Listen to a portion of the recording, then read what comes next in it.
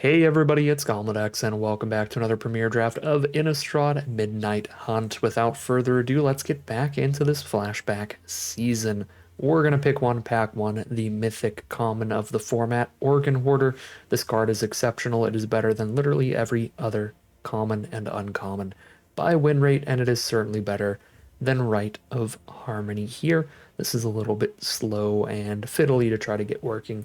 Can be fun, but Organ Hoarder is just always consistently great value. There's plenty of graveyard mechanics in the set, so filling the grave while drawing an extra card is great. Getting a draw spell and a creature all in one is excellent. Just a really, really powerful 2-for-1 spell, and we'll lead with Organ Hoarder as we move into pick number 2. Pick number 2, if we want the most consistent choice here, we have a removal spell like Olivia's Midnight Ambush. It's probably the most consistent card we could take out of the pack. There is a pretty fun rare. This card's not consistently good though, because it really depends what's on your board, but if you have an Organ Hoarder on the board, that's pretty fun. Create some copies of your Organ Hoarders and get extra draw out of them. That said, green-blue is not a great archetype to get into, so unless you have a super strong reason to be there, I'd try to avoid it, and that's not one of the super strong reasons. If we saw like the Consuming Blob or something, one of those great green self-mill rares, I might head in that direction, but we'll stay safest here and just take Olivia's Midnight Ambush, which is going to go into literally any black deck. Pick number 3, two incredible blue commons here, Shipwreck Sifters and Falcon Abomination. Falcon Abomination, the stronger card if we end up in blue-black, and our first two picks are in blue and black. They're very comparable in power level, just better in their respective archetypes. Obviously, the Shipwreck Sifter is a little bit better in the blue-white deck because that's the color pair with all of the spirit tokens to buff this up. 2 mana, 2/3, draw a card, discard a cards are really, really good rates. So if you can discard a spirit card or a disturb card to this, then you're getting a very good deal. And blue-white, you can really do that with all those disturb cards and spirits and everything that are in the color pair. But Falcon Abomination has its own really good synergies. I mean, a 3 mana 2/2 flyer plus a 2/2 decayed zombie is already a great value up front. But also, if you're specifically in blue-black, you can find ways to tap those extra creatures for good value with cards like Scab Wrangler. You can find ways to sacrifice those creatures for good value. And you can find cards that specifically care about the number of zombies you have on board. This is a very excellent draft pod to be in blue, it looks like, because that's a pick 4 Scab Wrangler, one of the better blue uncommons, plays really well in the blue-black color pair. There's even a Bait Hook Angler still in here, which is a solid card towards particularly blue-white, but still strong enough to play in any blue deck as well. So we've just been seeing a lot of good blue so far in this draft. Pick 5, there's certainly a little bit of the drop-off in quality from the blue cards now. Covetous Castaway, I think, is probably better than Gale Drifter, but these are both just fine. They're a little bit more expensive to be doing your disturb stuff with them. It's probably just Covetous Castaway here, but honestly, these are now getting weak enough that like a Gavany Trapper out of white could be a solid card here if white ends up being more open than black. We're still in a good spot to try to draft like a blue-white Spirits deck instead, but we'll just stick to blue here. Nothing else off color is really worth mentioning in that pack. Pick 6, once again, a very similar pick to last pick, where we're going to take a very minor hit in power level to stay on color, taking a Hobbling Zombie here over a Gavany Trapper. Gavany Trapper probably the best card. This just looks, or plays a lot better than it looks.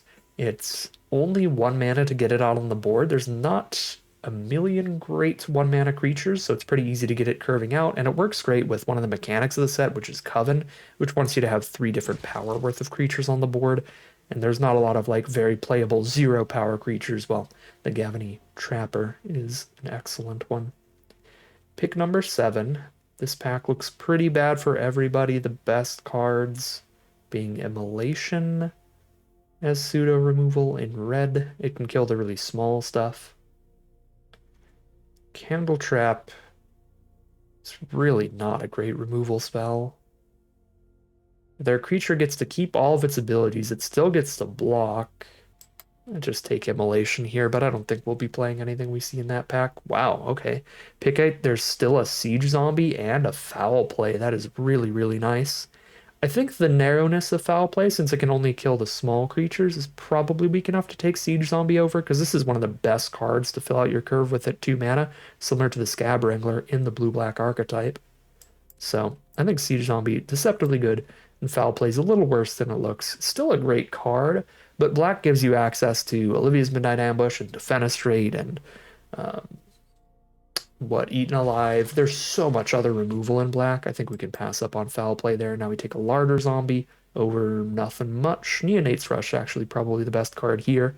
Forgot this card was pretty good until our last draft where we were on black-white and our opponent like Neonate's Rushed our little 1/1 creature that flips into a 4/4. That was pretty brutal. Being able to kill any good 1 toughness creature and draw a card for like 2-for-1 value is pretty great. The fact that these Gavany Trappers are potentially wheeling here is nice. Be able to have white as a backup plan and blue as kind of the guarantee here. I mean, I don't think Calendar Spite's all that great, but it's also gems for the collection, so we'll take that over the other white card, and it would still be playable. Yeah, there's reasonable white stuff being the last cards in the pack, so we will keep blue-white in mind as backup plan, although Mask of Griselbrand does play quite well with Decayed Zombie tokens. It's a big mana investment. That's the only downside to it. I mean, I've played against this 2 or 3 times in the flashback trip already. It's always looked terrifying. I've immediately been like, oh god, how do I beat this? And then the amount of mana our opponents have to be dumping into this gives us the time to keep playing enough of a counterattack pretty well. So it's actually played a lot worse than it looks for me recently, to where I might just take Diregraph Horde over it, honestly, which has just consistently been an incredible finisher. But the Mask of Griselbrand, again, we have outraced it time and time again already after only 3 drafts of flashback.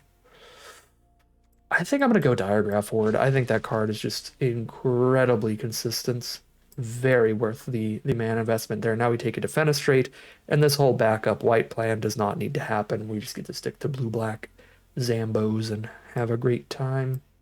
Pick 3. Now we'll take a foul play.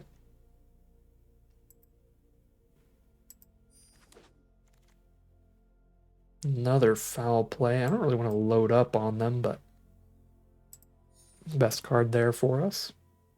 This is a really, really good start, even if this pack looks like it's going to dry up a bit for the blue-black color pair. Still a very good start.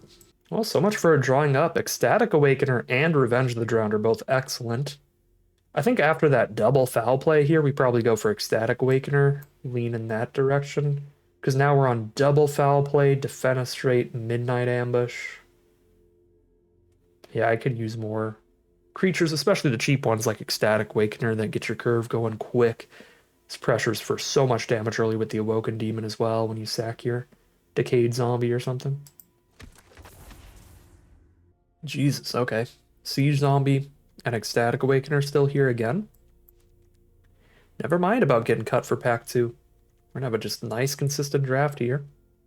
Getting cut off of blue, I suppose. We don't see literally any blue cards in this pack, but Ecstatic Awakener, Siege Zombie, and Hobbling Zombie would all be very reasonable cards to put into the deck, and they go in descending order, the way that I listed them there. We could play a Silverbolt if we don't find quite enough blue and black spells. That'll be more than worth it as a reasonable removal spell. Mediocre filler now. And probably nothing until we get into pack number 3, but we only need to find 6 more playables now to have a very solid blue-black deck at our disposal.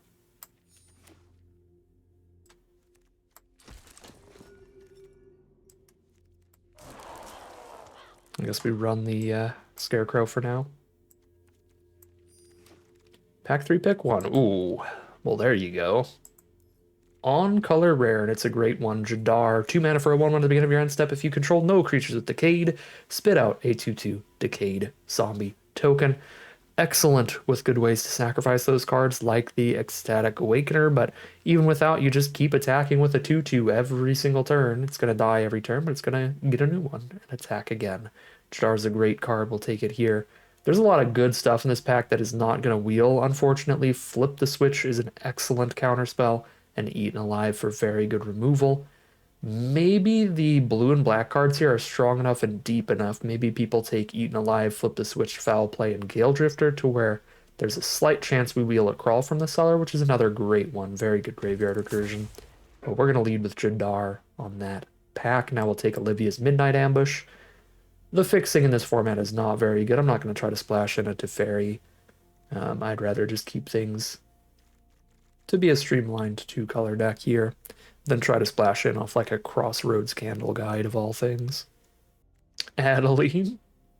Boy, are the white cards great here, but so are the black cards. We get eaten alive. Pick 4 Shipwreck Sifters. It's pretty fine even without the counter. It's just excellent if you can get the counter. Really fun blue-red spells, rare.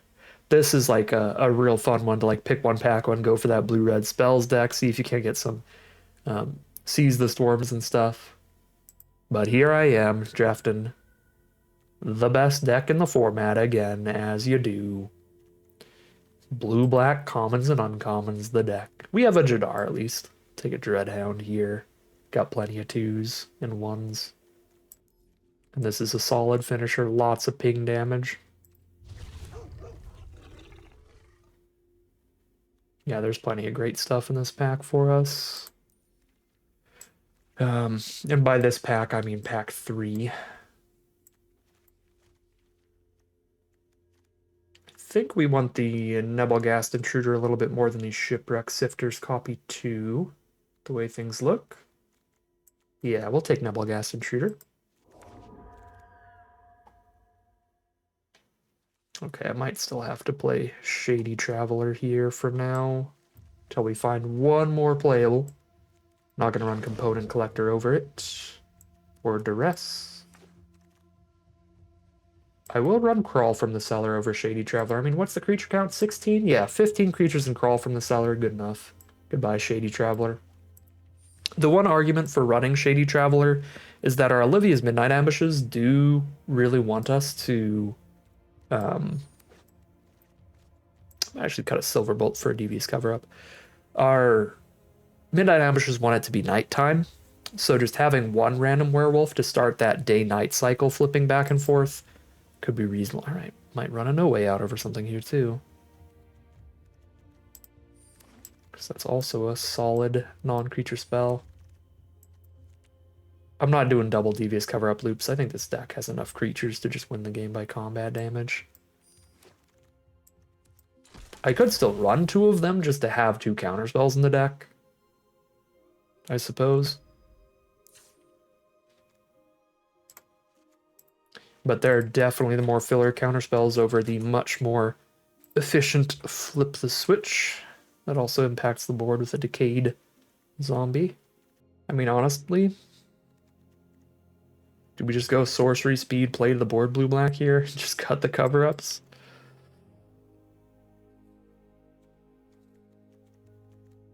All of our, like, removal spells are genuinely very efficient versus playing the inefficient counterspell. Just because looping them is funny would be the only reason. Yeah, I'm just going to cut the cover-ups. We go very deep on black today, but another blue-black deck. Very strong archetype. If you've watched any of these previous drafts, you'll probably have seen at least us playing against this deck at least once, but we also drafted it a couple times already. Very strong deck. A lot of really, really good cards at common. They're just very deep colors with cards like Organ Hoarders, Ecstatic Awakeners, Midnight Ambushes, Siege Zombies, all of these absolute bangers at the common rarity. So we are going to be pulling out the big guns again. Well, the little guns. They're all mostly commons and uncommons, the one of Jadar, but tons of them here, tons of excellent commons. So without further ado, let's hop into the gameplay, see how far this deck can take us. Here we are on the draw for game 1. Our first draw is great. Hit that Larger Zombie, and now we have a 1-drop into a 2-drop here. But more than anything, we're looking to draw some lands. Foul Play can help us out with that with the Clue token. Blue-green is the opponent's deck. They start with Root Coil Creeper to ramp them up. That will absolutely draw our Foul Play out. Keep them off of playing a potential 4-mana card on turn 3. There's Shipwreck Sifters to draw a card and discard a card. And it ditches a spirit, so it is a 2/3. That still doesn't get through our 1/3 body of the larder zombie, luckily. We did hit our land on curve. We could just run out of 3/2 here. We're pretty unlikely to get the damage to their face here anyway, and I don't have a 4-mana play, so I think that we run out the Outlaw now. Turn 4, crack a clue trying to hit land 4, and if we hit it, then we go crack a clue plus play Castaway, and that is perfectly mana efficient as well. Alright, we hit it just in the draw step naturally, which makes it even easier to make this play, because we can just run out the Castaway first. Don't think I want to be actively trading creatures off when I have a larder zombie on the board. We'll wait till blocks to actually trade things off instead of just like offering Outlaw for Shipwreck Sifters as a trade on attacks. They just take that trade and we're not happy with it. Okay, they're going to hold all their mana up here. So let's go ahead and Surveil. Then crack our clue. There's a Siege zombie there. I don't hate drawing it, but I'm really looking for lands, so I'm going to mill it anyway. I think the biggest reason to draw it would just be to find something to bait their Devious Cover-Up out if they just have all open mana here.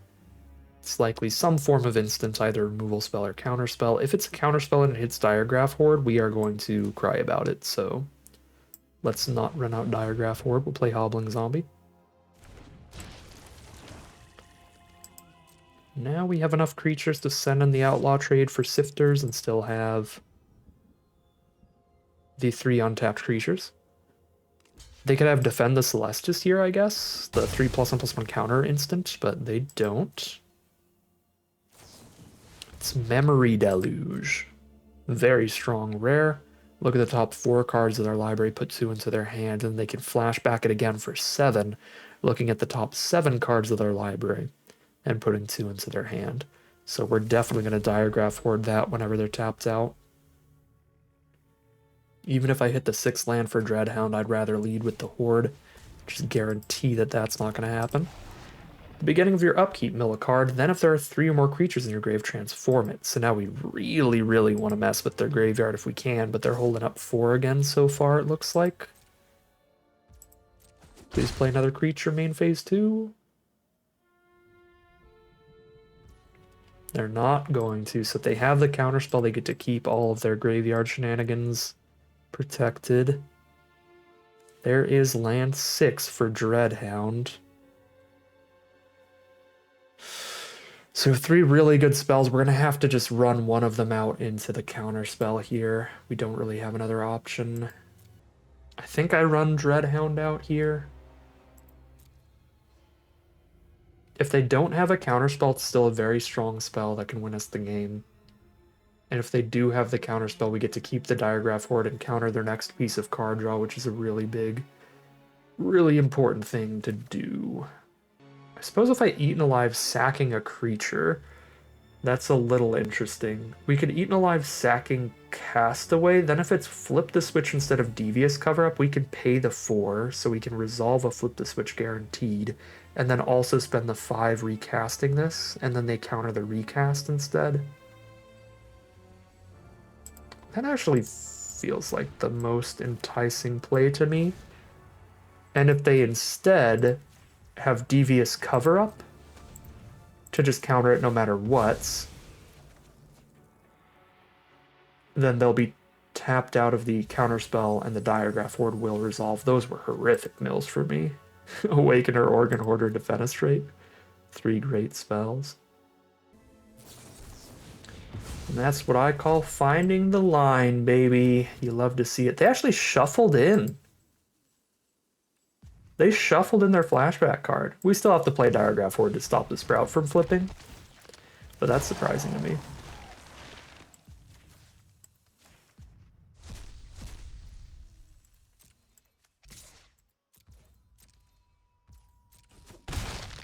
I think that's about as well as we could have played that turn. That worked out really well.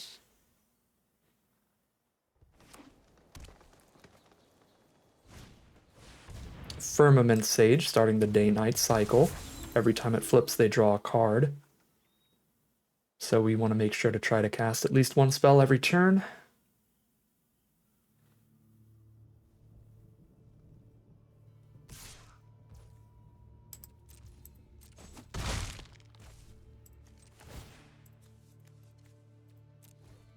Mill a land. Draw for turn. It is a land. I could put a stop in my upkeep, tap these 3. I probably should start doing that. I think they're tapped out enough to just run out Dreadhound here and start... Yeah, we know they can't have a counterspell. Let's just start actually racing. Because we can absolutely outrace the Falcon Abomination with our ground troops. If they chump with Firmament Sage or trade into our Death Toucher, then the Death Bonnet Sprout will have enough creatures to flip. But also they lose their potential card draw engine. We get a bunch of damage here either way. Larder Zombie plus Dreadhound is some good damage too. Every time we mill a creature, we're also pinging.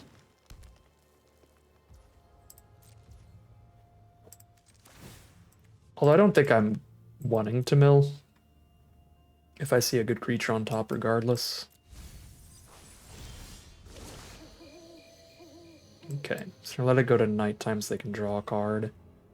I am not attacking with the Decayed Zombies just yet. Soon, I could absolutely see myself doing that, because they're at least 1 ping from Dreadhound, and then obviously going wide, they won't have enough blockers for everybody.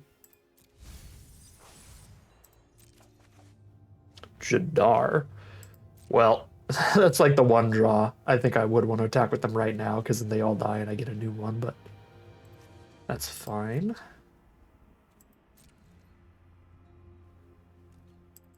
We're going to play double blocker here. Let's push this damage.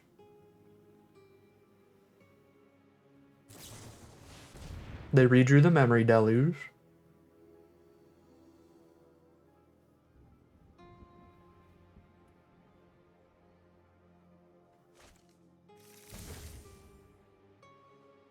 The Ghostly Cascadator can only shuffle cards from our own graveyard back, so we can't get rid of their flashback with that.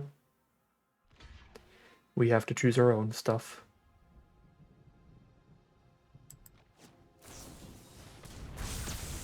Alright. Dreadhound trades into 2 of their cards and gets a couple pings. No more ping damage for the rest of this game, but now they have no flyer for hours. Or for blocking hours. We get to shuffle in our best cards from Grave, which is Organ Hoarder, Dreadhound, and Falcon Abomination, I believe. Just getting threats here. And play a Jadar. Although playing the Jadar is double spelling, so they get to draw another card, but I think still worth it. Get as wide as we can. Blue-green shouldn't have any board wipes. The Shadow Beast sighting for a 4/4.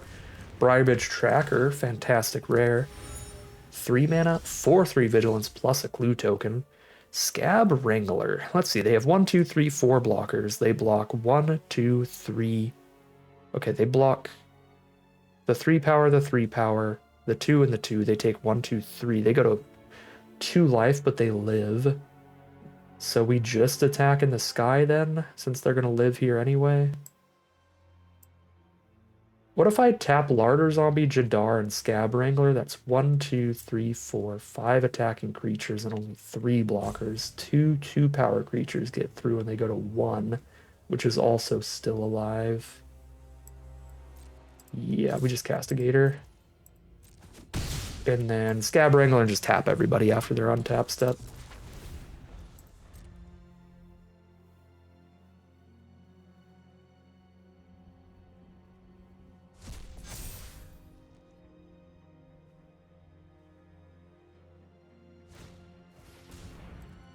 Lock the Castigator in the cemetery, but the rest of the board's still gonna easily find lethal. They can play 1 more blocker, that's the best they can do. And I believe they're just guaranteed dead. They're already dead on board, even if I don't tap, right? 1, 2, 3, 4, 5, 6 attackers. With only 4 blockers. Yeah, they're very dead here. Shadow Beast Siding is the best play they have access to. And Scab Wrangler finds the kill.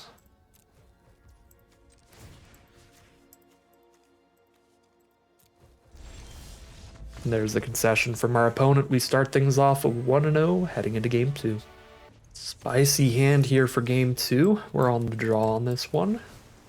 So we'll be playing it a little slow, but it is a great hand. I guess we were on the draw the first game as well. Yeah, we foul played there. 2-drop after we untapped played our second land, which I guess I'll do again.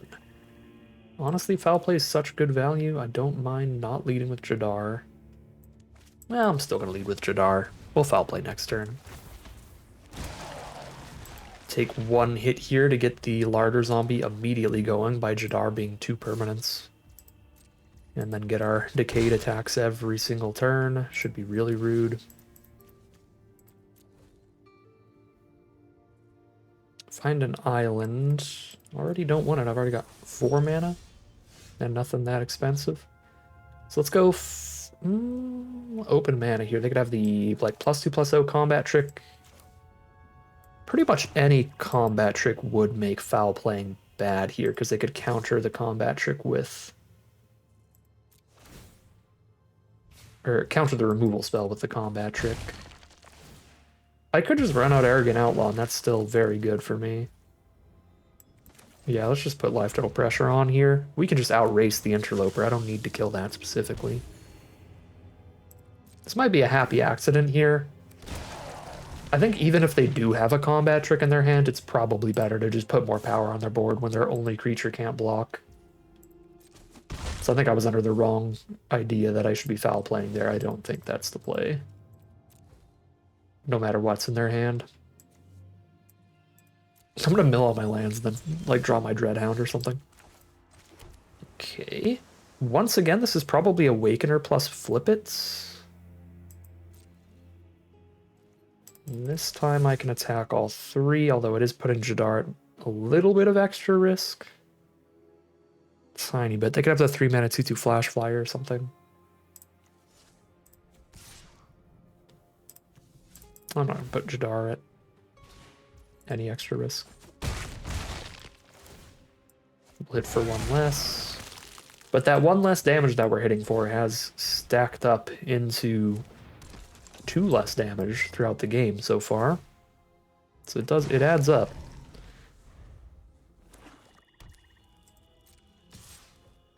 They might have just board wipe here. What, like Meathook Massacre? They're just gonna sit here and play nothing all game. Blood Tithe Collector. Okay. Maybe their hand is just bad, and they're just gonna die. To discard a card. Let's see what's on top of our library. If it's a land on top, I'll discard this land, because then I can do 5 mana worth of plays. If it's a Diregraph Horde on top, then we definitely don't discard the land. Have to discard the foul play? After all this time? Funny world we live in.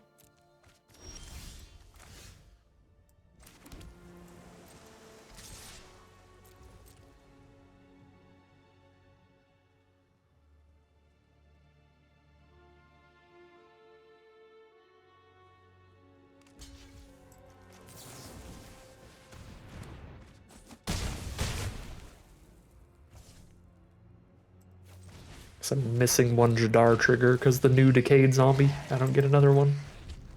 Well, whatever. Soul Guide Gryff, welcome. They have 1 blocker. They can block our 4/4, take 3, 4, 5, 6, 7, and die. They're exactly dead unless they have the lifelink combat trick, which would actually be very good for them.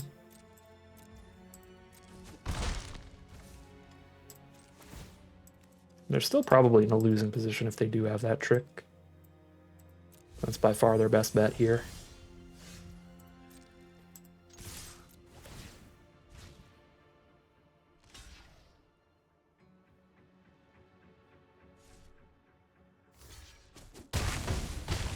They do not have the lifelink trick, and that is 2-0 heading into game 3.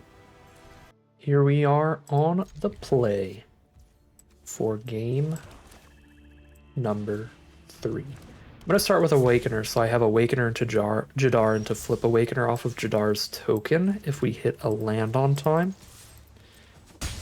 If I instead start with Larder Zombie, I'm guaranteed 1 Surveil here, but I think it's better for the turn 3 4/4 draw card. There's Shipwreck Sifters from our opponent. Come on, any land, any land, any land. Yes, baby. There's Sorcery Speed it, doesn't really matter here.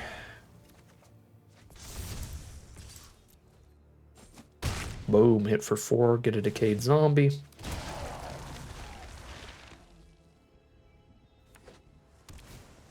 Borrowed time to exile the Awoken Demon.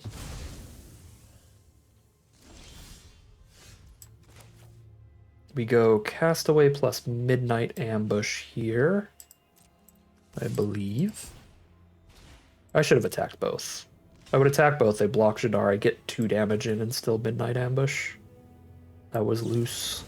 I lost 2 points of damage there, actually. They'd be at 13, because they would definitely choose to block Jadar, I feel.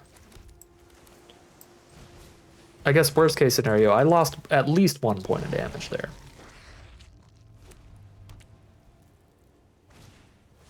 There's Morning Patrol. So Falcon, Abomination, Larder Zombie here. Get 1 damage in.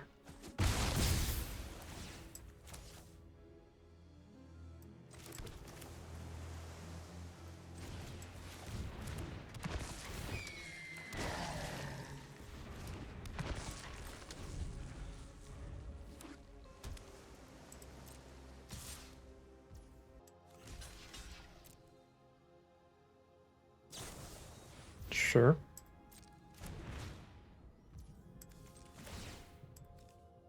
Get our Surveil. So we trade a Blessed Defiance into a Larder Zombie. We mill a Swamp.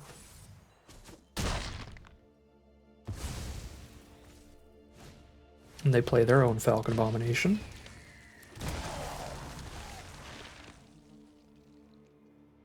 There's no way out for their last 2 cards. Pretty great. Hit a Startle and a Storm Rider Spirit and go Abomination for Abomination, considering they're going to have a 3/4 flyer soon enough.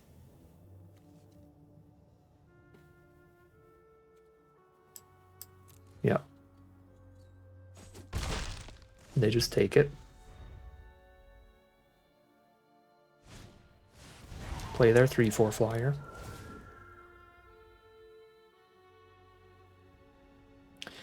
Definitely blocked wrong.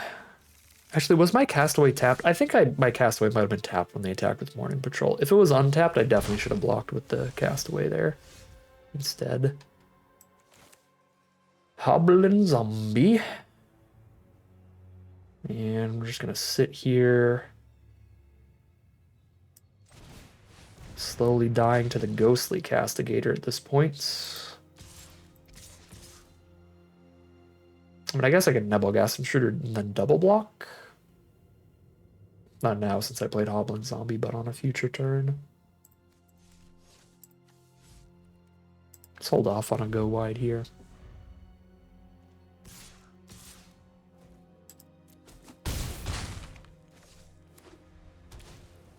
Another Falcon Abomination. Alright, premium draws.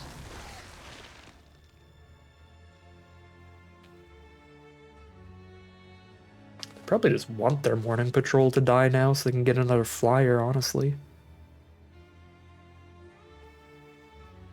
So I don't even want to send the Hobbling Zombie in, which means we don't really attack. And I can poke them for 2 and then replace my Decayed Zombies with 1 more still. That's still fine.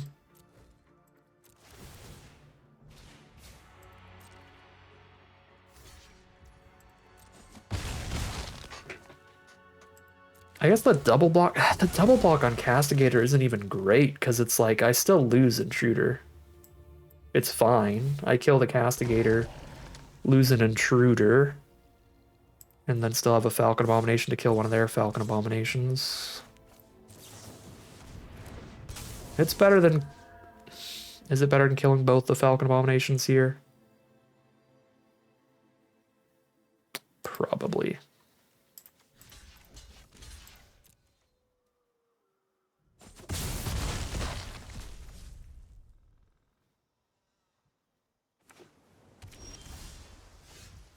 Land off the top.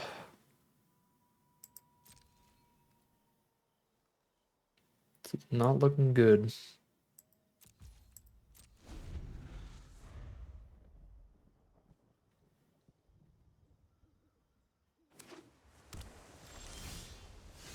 That is looking exceptional. Good lord. Foul play off the top. Crack it. Find another land. Pass. Shipwreck Sifters. Draw and discard. Another land. A lot of flood to go around right now.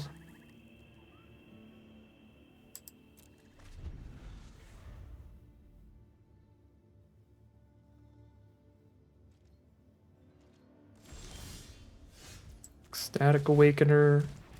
It's beautiful. Sack Castaway. Mill a Crawl from the cellar too. Ooh, baby. Pick up Diagraph Horde. Counter on Falcon Abomination. I'm gonna hold off for one more turn. We're at 9 life here. I can hit them for 3 and then take 2 on the crackback. I'd really rather not. Now I can hit them for 3 and then play my own flyer. Still don't want to attack on the ground because I don't want to activate theirs.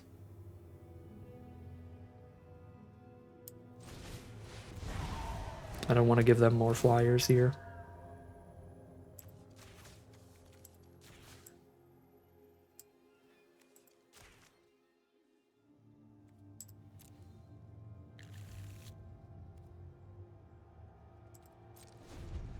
They're not a black deck. I should just be playing all my lands out. They're not going to duress me or not duress, but no way out me or mind rot me.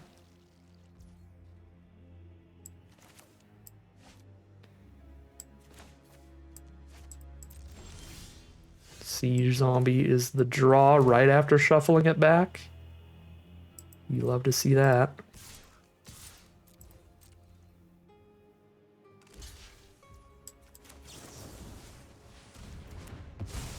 We get the double kill. Man, this was a brutal endgame here. We just majorly won the top deck war in the end from a position where they were slightly favored. It is just ballooned into one where we're gonna win against anything except the Destroy All Creatures card. GG from opponent, and that is it. That is 3-0. Undefeated all the way into at least a 50-50 record, yet again, heading into game number 4. Here we are on the play for game number 4 with a mono black hand. There's no blue sources here for our one of Nebelgast Intruder. I'm going to keep this on the merit of mulliganing to 6, keeping all these black spells. I would 100% do. So, not a literal mulligan, but we can basically pretend that we mulliganed here and kept the mono black 6. Worst case scenario, best case scenario, we find the island turn 3. Did not find the island turn 3, so Nebelgast Intruder will be a bit off curve. Red-white is not a good matchup for an Ecstatic Awakener that is not flipped, because Neonate's Rush is a very solid red card, 1 damage to a creature and draw a card. So hopefully they don't have that in the opener. Looks like maybe not. They probably would play it as soon as possible. Beautiful. We draw Nebelgast Intruder. Intruder to eat one of their creatures, or we can Midnight Ambush one of them.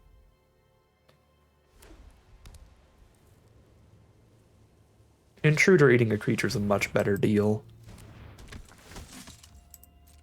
than Midnight Ambushing one. Double strike. Oh no! Not the 0 power double striker. Thank you, Nebelgast Intruder. Very cool.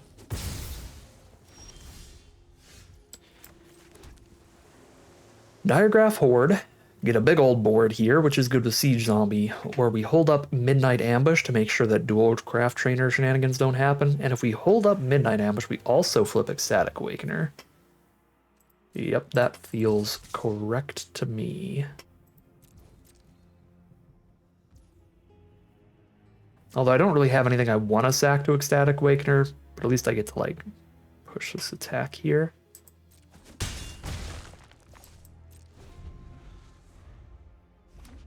Get the damage with just the threat of activation. Falconwrath Perforator, a 2/1. It's the creature they need for the double strike. I can kill the Perforator pre-combat so they don't get double strike here, or I can try to Midnight Ambush the Dual Craft Trainer, but if I try to Midnight Ambush the Dual Craft Trainer and then block, it's still a trade with Siege Zombie, which isn't wonderful, but probably still necessary.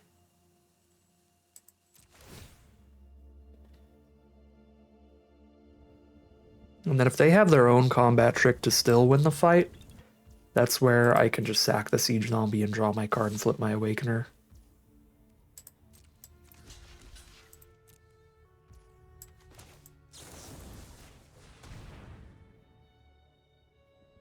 So they can't really get me with anything here. Yeah, that's fine. I will chump the 12 potential damage and get a 4/4 draw card.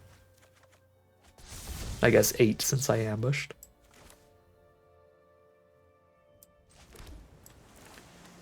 Okay.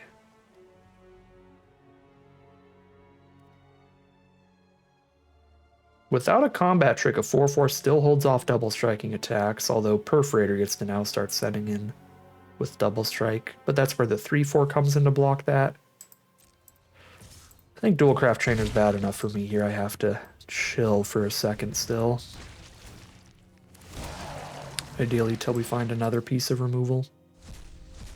Or at least until we get them off of Coven. If their play is to just like send in a double striking Perforator, we trade Diagraph Horde in that, then they don't have Coven anymore, that's fine. Brutal's literally in the name. Brutal Cathar. Make sure they have Mega Coven plus double strike on now and 8/8. No, they're going to double strike the 2/1 and just get 4 in with Dual Craft Trainer. I'm much happier with that. Now it only takes 1 removal spell to get them off Coven if we hit a foul play on Brutal Cathar or something like that. Or an Eaten Alive. Yep. Tempting to hit Dual Craft Trainer, but there's no way. Instead of just getting my creature back, plus not worrying about a first striker that can get more counters on it.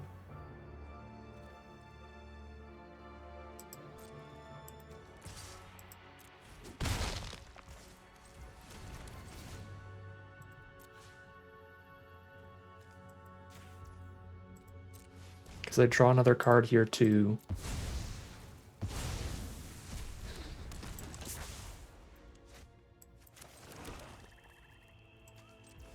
See if we draw anything important.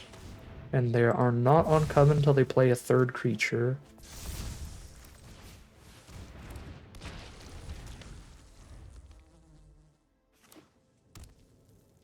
Find a green source. Find a splashed in green. Burn down the house. It's another very good card. No Coven. Nope, they have Coven because of Homestead Courage. Oh, Lord. Lord have mercy. Brutal Cathar into burn down the house. Your opponent has threats for days. Also, Though seems like they don't really care about maintaining their coven.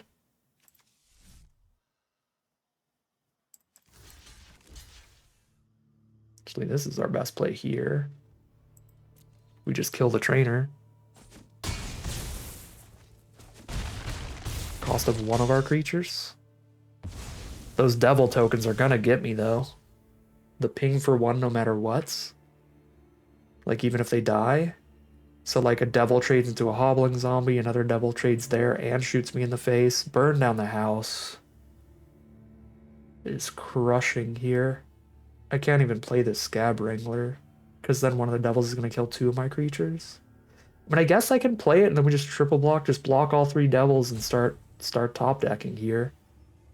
That's something.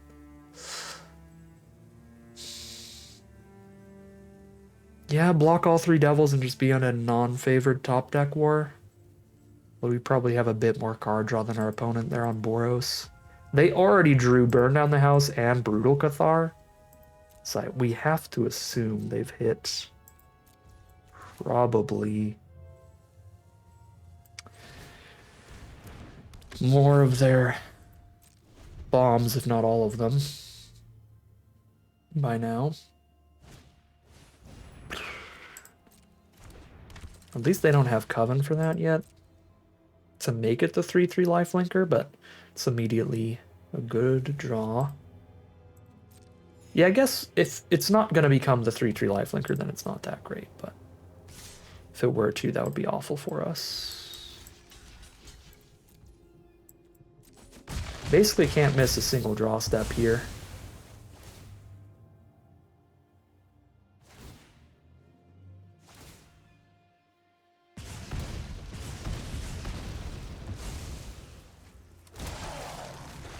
That is certainly not a miss. Foul play the farmhand, because that'll flip into a 3/3, and if I farm play the veteran, they still just get a creature back anyway. I stop one less damage immediately, but in the long run, veteran is worse to hit here.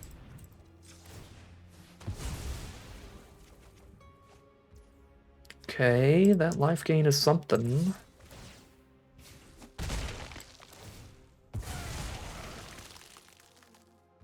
Can life gain and then trade into the veteran, so they hit me for one a turn. That's a 6-turn clock instead. Gives us a lot more time to draw out of this. It's not a good trade, but we're at 6. That thing kills us in 3 swings if we don't trade. Well, there you go. Ooh, foul play has been such an overperformer this draft. I don't think I was giving that card enough credit.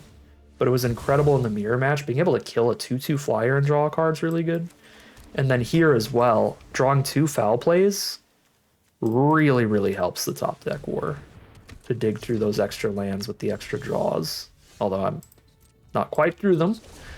Not quite through them. Dead one more swing. Whew. Right on time, big buddy. We're dead to removal. I'm one land away from having 2 blockers up here. Whew, thank God, no removal. This is a scary game. It's a scary game of Magic. I have the mana to play both of these. That's wonderful. Let's Organ Hoarder first. I can shuffle back some Organ Hoardered cards too. Pick up Midnight Ambush. They're over it! Oh my God! They're over it! We somehow win that top deck war too. Yeah, it was a rough position against Burn the House. It was like, I think our best play here is to get into an unfavored top deck war. Get into a top deck war at 6 life where they have a 2/2 and I have nothing. Maybe there was a way to navigate that board a little better with the Burn on the House Brutal Cathar stuff going on, but whew. Still win that top deck war in the end. That was really lucky. I feel like they may have played things a little bit too spread out and aggressively with the dual craft trainer to where they did send in an attack with it that could get it killed. Or alternatively, that they were sending an attack so I could shut off the Coven. I don't know. I mean, it got us really, really low. They did play in a way that made it so we would have had to get really lucky in the top deck war to get out of it. But the double foul play, I think, really is what saved us there. That got us enough draws to get spells and lands instead of just lands in the end. Whew. All right, well, undefeated all the way into a positive record no matter what. Yet again, these Innistrad Midnight Hunt flashback drafts have been absolute bangers. That's 4-0 heading to Game 5. Here we are for Game 5 with a mono blue hand this time. I'm going to keep it with Shipwreck Scepters. Shipwreck Scepters into Falcon Abomination, as our turn 2 and 3 plays a really good curve to start the game out. Our opponent's on white. Hey, there's even a Spirit to discard to the Sifters, although we're probably discarding the black spell, or one of the two. Shipwreck Sifters, draw a card, discard a card. We find a swamp. I'll discard an island then and have a 4-land hand with all of these castable spells. That sounds great to me. Our opponent has no early plays. They could have the 2/2 Flash Flyer and eat my 1/2, but they don't. We'll play a Falcon Abomination. You know what? Let's just Arrogant Outlaw when I know I can get my Drain off. It's also a stronger creature. It's more damage if they don't play a creature next turn, and they might have kept a really slow hand. If not, if they play like a 4-mana creature, I can Defenestrate that, because I would probably want to do that regardless. Defenestrate, hit them for 4 seems like a perfectly reasonable way to play it out here. The one flaw that I see with that is it's not perfectly mana efficient, because I could play a 3-mana blue spell and a 1-mana black spell for the turn. It's also quite tempting.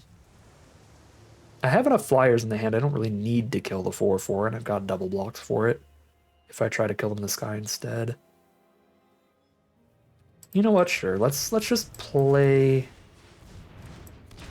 Let's play the skies this game. Trade into their scary ground creatures and get through with evasive threats.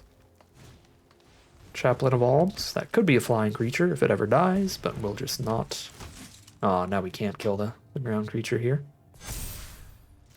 Oh, we can. They didn't put a counter on it. They have 2 cards in hand. No way out. Get rid of a clear shot and a land, and start poking in the sky. Bird Admirer. Well, there's a reach creature, so we Defenestrate that. And just keep things going in the sky here. Silversmith is the swing. Nope. No swing at all. We can Defenestrate the Bird Admirer and play a Covetous Castaway. Or we can play a Covetous Castaway and flip the Awakener.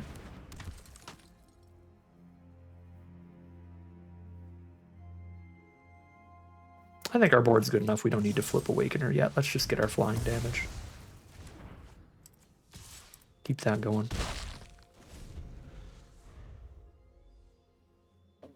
We are certainly sacrificing the Castaway, though. We're just getting more power into the sky.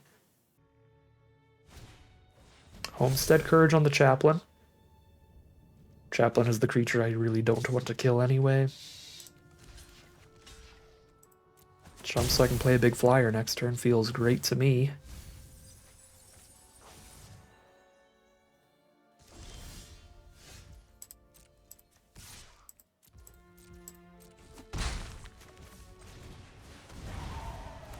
Probably underrated this a little bit. I mean, I drafted it the only time we saw it, I think, but I was talking about it potentially being a little mediocre for the cost compared to some of the other Disturbed cards, but it's been real fine. Actually, maybe even better than fine. I mean, the 3/4 flyer has been very, very good when we can recast that in the late game. There's the concession from our opponent.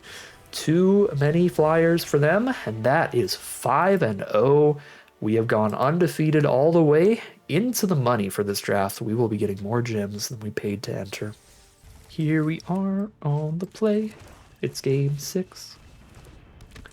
Ecstatic Awakener into Covetous Castaway. I might flip Awakener instead of playing this Intruder. The really nice part about that is that the Intruder has Flash, and the Awakener ability is also instant speed, so we can really delay that decision as much as we want.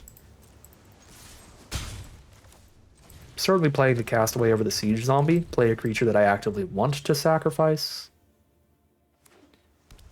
over one that I don't. There's Suspicious Stowaway.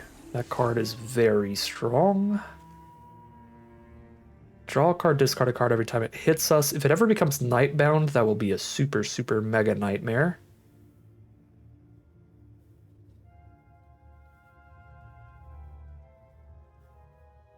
So we could Shipwreck Sifters plus Eaten Alive. Yeah, because if it's Nightbound, they draw a card every turn too. I feel like it's Shipwreck Sifters, Eaten Alive, sacking Castaway. Let's combat first. I have no idea why on earth they would block here, but if they do, we just eat it. And we get an extra damage out of Castaway before we sack it this way. Discard the Swamp, Eaten Alive, sack Castaway. That card is certainly worth killing, even if it costs us a bit to do so. If they have land 3 here, they're a red deck here, blue-red, so they could have the Neonate's Rush, which is really good against Awakener. They get to kill it and draw a card. Really prefer they don't have that. Devoted Graphkeeper is the play. That is an excellent card. Get to keep tapping stuff out of graves and all that. I think we're just flipping Awakener now.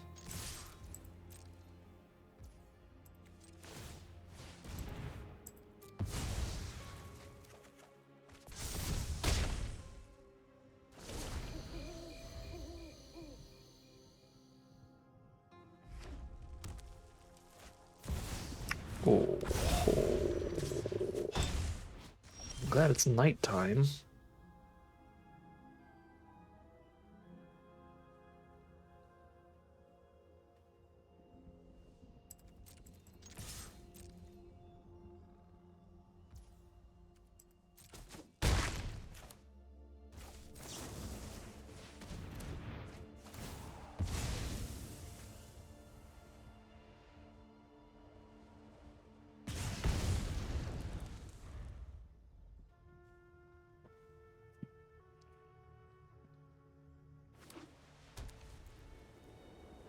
Played some big mythic rare red dragon, the Moonveil Regent there.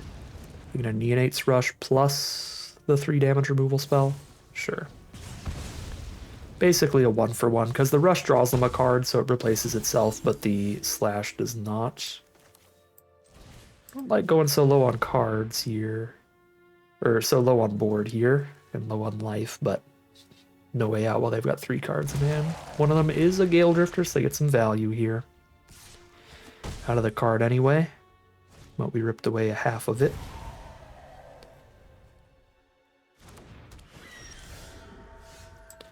There's that 4th mana for Organ Hoarder, big stuff, good stuff. Looking for the 5th for Castaway though, really, so Organ Hoarder into a land is probably the play. Cash in 2 points of damage. I could Nebelgast Intruder to kill the Whale Drifter instead of Organ Hoardering here, which is probably better with how low our opponent is.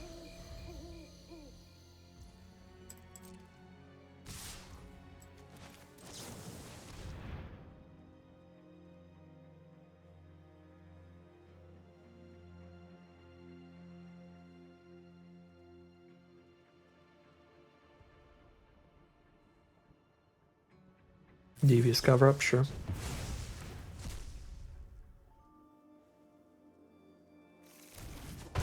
Go to 7. There's the 5th land. Here is the Flyer. Draw Eaten Alive for sure.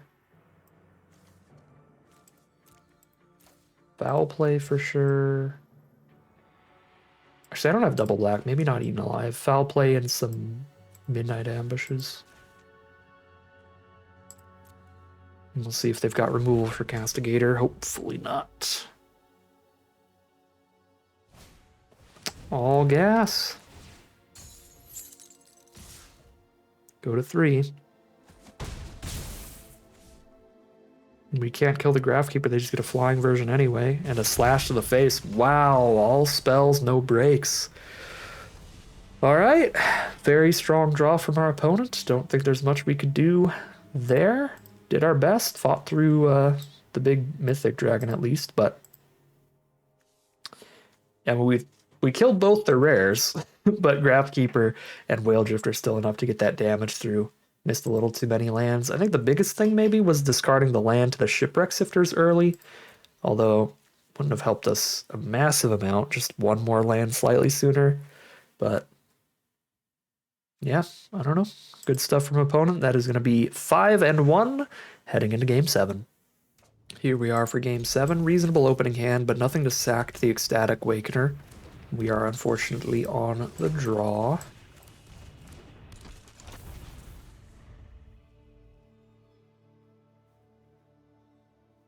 Hoping for anything but blue-white from our opponent. They went Plains Lunarch Veteran here. We do not want to play against creatures that can keep coming back from grave, because a lot of our removal does not exile, so the spirits type stuff is really good. We can Midnight Ambush the farmhand there, and that's not going to come back from grave at least. Go to 18. Search Party Captain, just full mono white aggro here.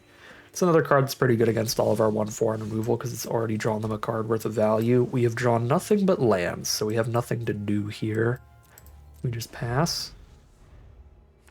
The lands are good draws for the late game. We do have a 5 and 6 drop in this hand, but they're real mid right now. They are blue-white again, which means our removal is going to fall pretty flat against most of their creatures.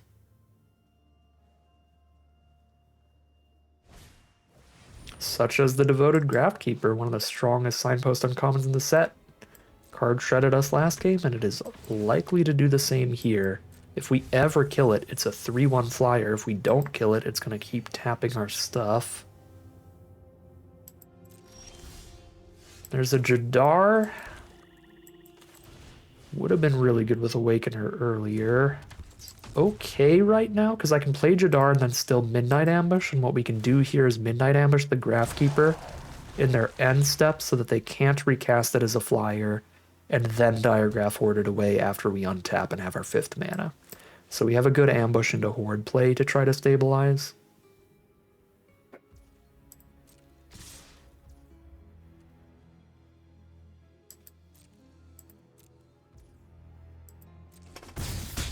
Go to 10. They play an Organ Hoarder. Obviously, incredible card.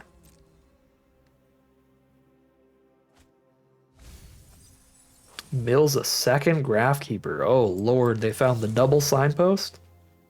Guess I'm killing both of those.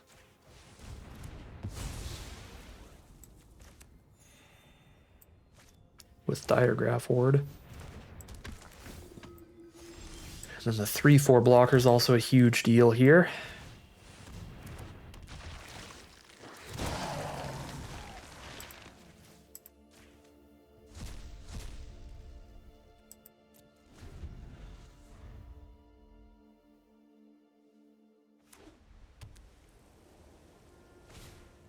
Borrowed Time, exile the big 3/4 blocker. We're down at 10. We've only got one once to block with still. Premium removal's premium. Take 7 here.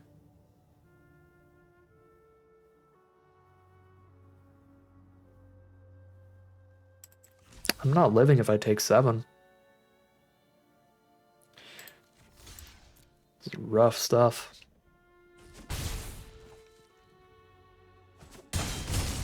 Go to 6. Falcon Abomination, yep.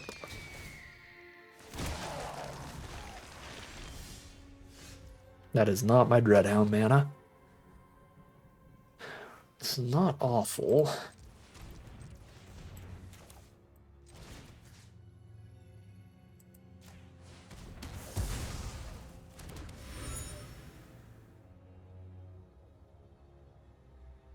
If I eat an Alive Chaplet, I take 5. And I don't sack the clue. So we just hit the Search Party Captain, take 4, and sack the clue in the same turn.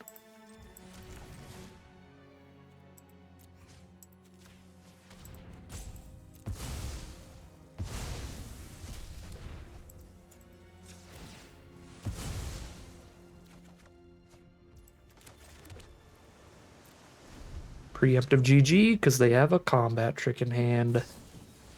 Cool. Take 6. And that's game. Just get curved out on the draw, which happens to any deck in any format. We had a slower hand there. We had the Ecstatic Awakener and like, I believe a Midnight Ambush in the opener.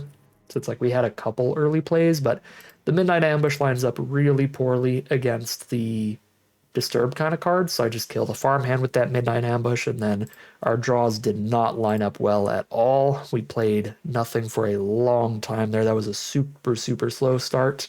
Just getting another 1-1 on turn 4 and such against a really quick start on the play. So just get curved out and die. That is part of Magic. Certainly part of draft. 5-2 it'll be, heading into game number 8. Here we are for game number 8. Unfortunately on the draw again, but a much quicker opening hand this time. Awakener, Wrangler, and Falcon Abomination.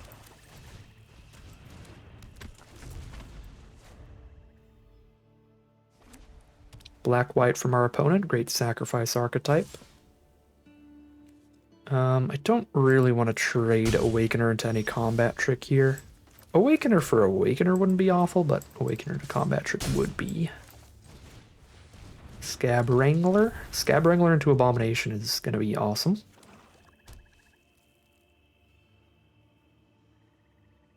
We got the Crawl from the Cellar if they do have early removal, as long as it's not Eaten Alive style removal that exiles our cards. Blood Pact, draw a couple cards, lose a couple life. No attacks. Drop the Falcon Abomination, setting up for the Awakener flip next turn. And actually, let's get 2 damage in now as well.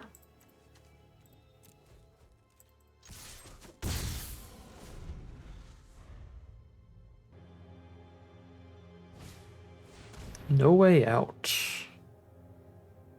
Gives them the zombie for the Ecstatic Awakener. We'll go Island, and I believe Crawl from the Cellar since it flashes back.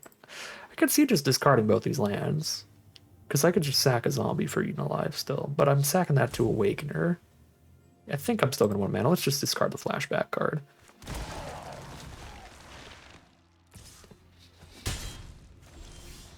Okay, Arrogant Outlaw is the draw. Could hit with everybody and play Arrogant Outlaw instead of flipping Awakener. Sure. That allows me a tap as well. So let's do that.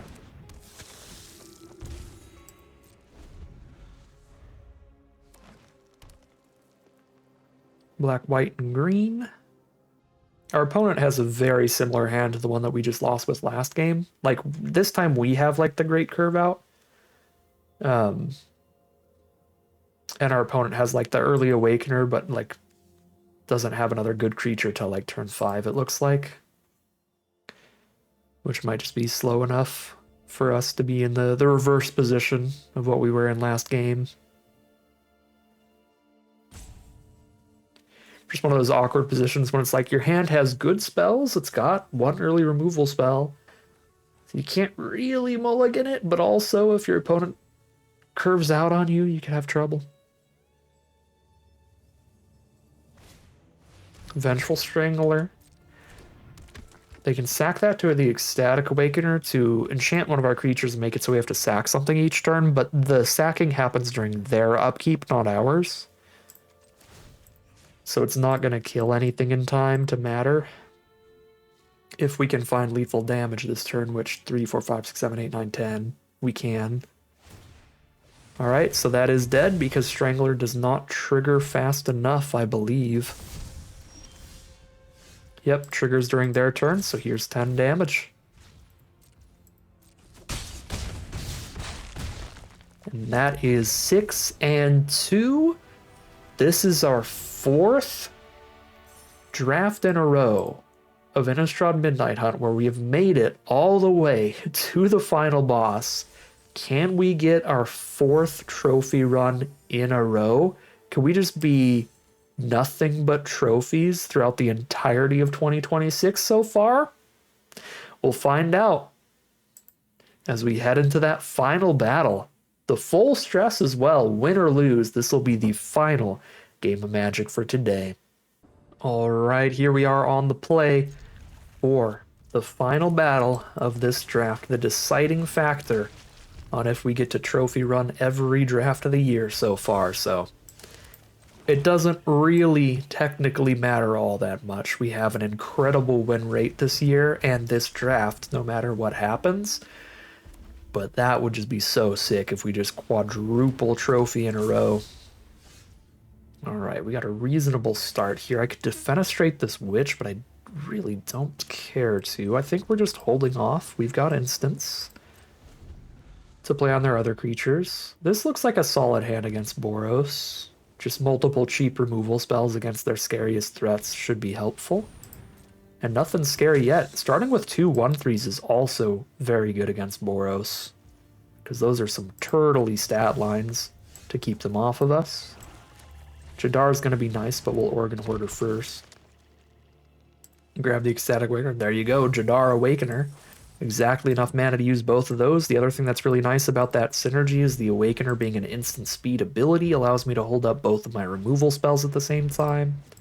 There's a Clarion Cathars. They're doing their thing. They're doing what they're supposed to do here. With an aggressive Boros deck, they are curving out, playing to the board. But luckily, we have the blockers to stop everything except this flyer here. We have the removal spell to stop that too. I don't need a 5th land here for anything but Castaway, so... Okay, I'll keep a Dreadhound. So I was going to say, if I saw a land, I would probably mill that, but keep almost any spell. And keeping a 6-drop when I only have 4 lands does pretty much guarantee keeping like any spell there.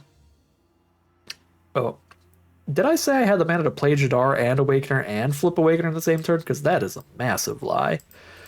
I do have the mana to play Awakener holding up removal and flip it, though.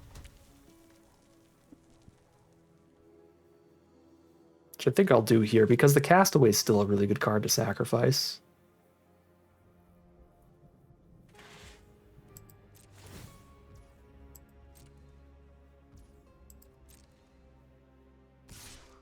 And then I can play Jadar and Midnight Ambush next turn. For now, we go to 16. And they're just going to go to the end step. I still draw a card off of Awakener even if they kill it in response, but a Neonate's Rush would be pretty good for our opponent here. 1 to a creature, draw a card. Moonrager Slash, okay, that's fine. They spend like a full-on actual removal spell. That does cost them a card. No Way Out is tempting. 3-2 to block Cathars, 1-3 on that. No Way Out, them take 3. And I'm drawing this off of Awakener, so I also have 1 more draw step to maybe hit a land and then go No Way Out plus Midnight Ambush. Oh yeah, I'm milling. I'm milling off the Castaway. It literally doesn't matter. Oops. Well, then the best play is to keep it on top to just mill less, regardless. Get the flying blocker now. I get the flying blocker or a ground troop and hold up Defenestrate. That's just the flying blocker. Put some Awakeners and No Way Out back in the deck. Shuffles.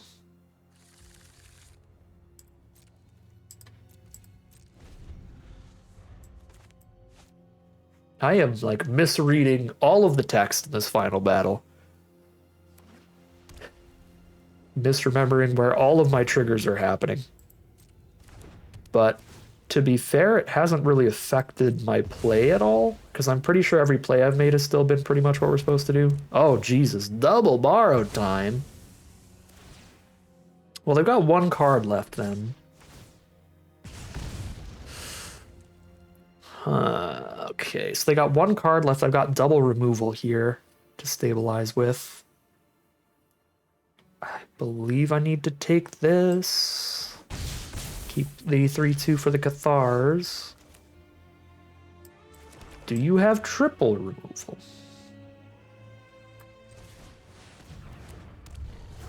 We go to 9 now. Crawl from the Cellar is a big one.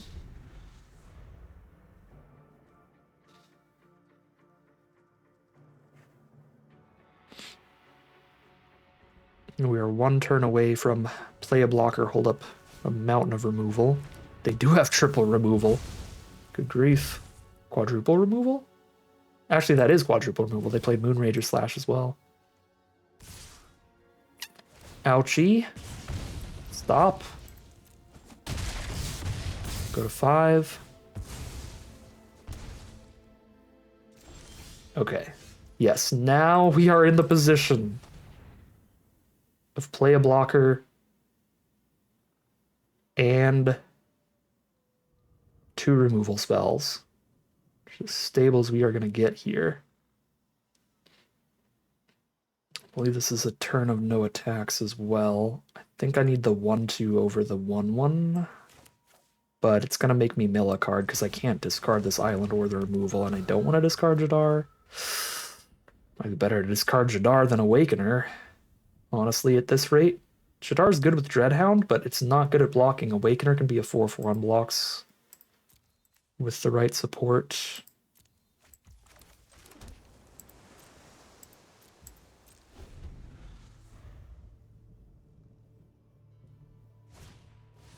Sun Gold Sentinel is the draw, which re-triggers Coven by having 3 different powers on board.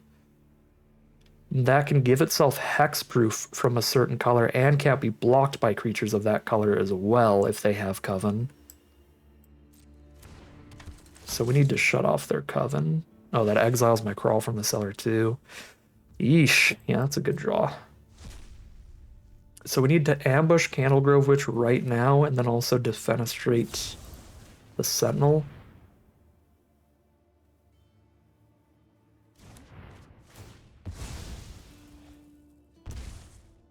Which is rough because I really wanted... I guess they have Coven, so I still can't defenestrate it. Because, yeah, I can still get Hexproof from black. The only way to shut off Coven would be kill Sentinel, and I can't kill Sentinel because they have enough to give it Hexproof twice against both my removal spells. This Sun Gold Sentinel is really bad. So I have to kill another creature to shut off Coven, in which case if they draw any other creature, they just have it again. Oh, man.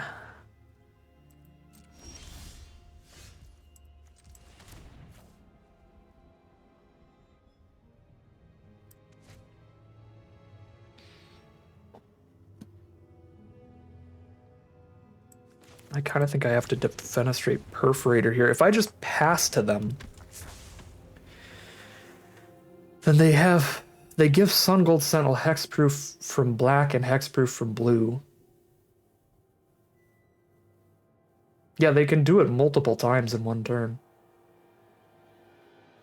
So they just hit me for an unblockable 3 damage if I pass back to them. I have to kill Perforator before it's their turn, even if it's their upkeep or their untap or whatever. They can start spamming that.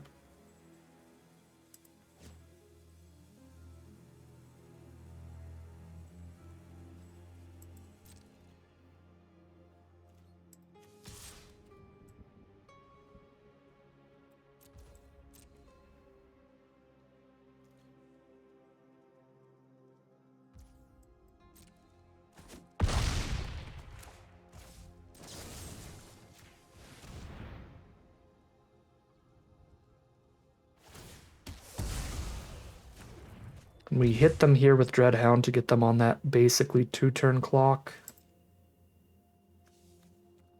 I've got no 1-mana instance I could draw here. I'll pretend that this is something else.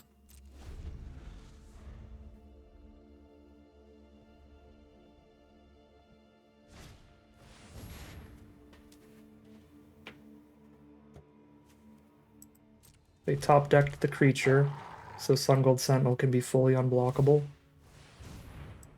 And put us to 2.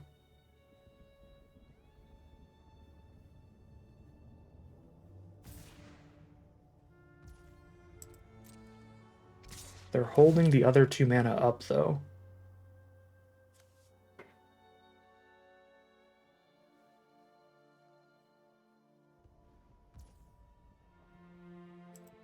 They can use it twice. They can make it fully unblockable. They're giving us a chump. So they have a 2-mana instant in their hand of some kind.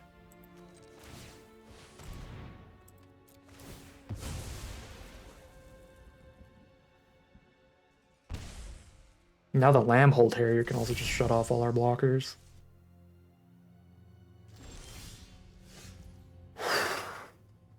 That's a draw. The only play against two creatures that can shut off all of our blocks, the only play is just send all. Kill some stuff, or maybe if they let the 6/6 through, they're just dead. Because they're not going to want to chump because that shuts off their abilities. I think Arrogant Outlaw might sneak in lethal here off of its enter effect. It depends what their last card in hand is. It seems to be a 2-mana spell.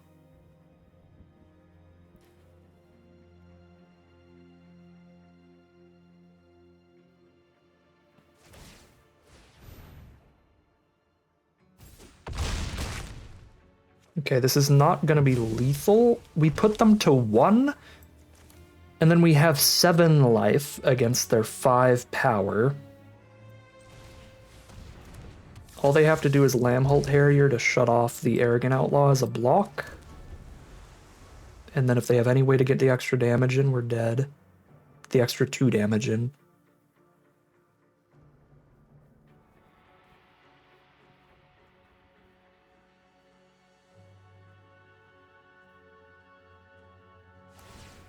Shut off the block. Play a land. That's 3 mana for a Moonrager Slash. If they have the Lightning Strike card for 3 to face. As the top deck. And we would know it would be a top deck because they had cast it earlier on something else if they had it.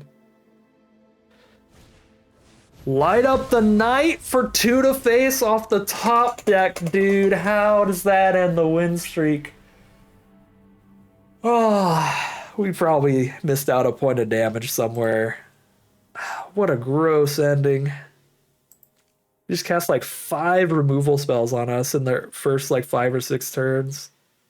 Slash, Immolation, Borrowed Time. I guess 4 removal spells.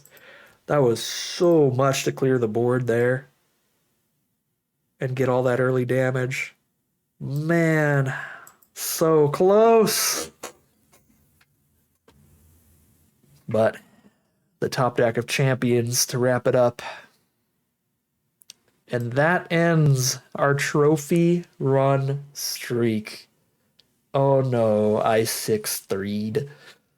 Oh no, I only have like an 80% win rate this year so far. It's still disappointing, but cannot complain that much. All right, fair enough. That last game of Magic felt like the most winnable loss of all of them, because we just needed a single extra point of damage to outrace them, and we also could have played the early turns out a little bit differently. We could have gone for holding up removal earlier over playing the additional blockers. I just wasn't expecting the quadruple removal. So I was thinking that playing out the better blockers was going to be good at some point, and it just kind of never was. Until Dreadhound. Playing out the Dreadhound did work out well. Yeah, I think this was an exceptional deck. Very happy with how we drafted it here. Foul play, I think I should have taken higher. This card was just always great. Yeah, just a really awesome deck that easily could have gotten another 7-win run. But we were on the draw against some curve outs a couple times, I believe, for our first 2 losses with some awkward hands. And then the third loss was a really close game of Magic that I'm sure we could have won if we played differently.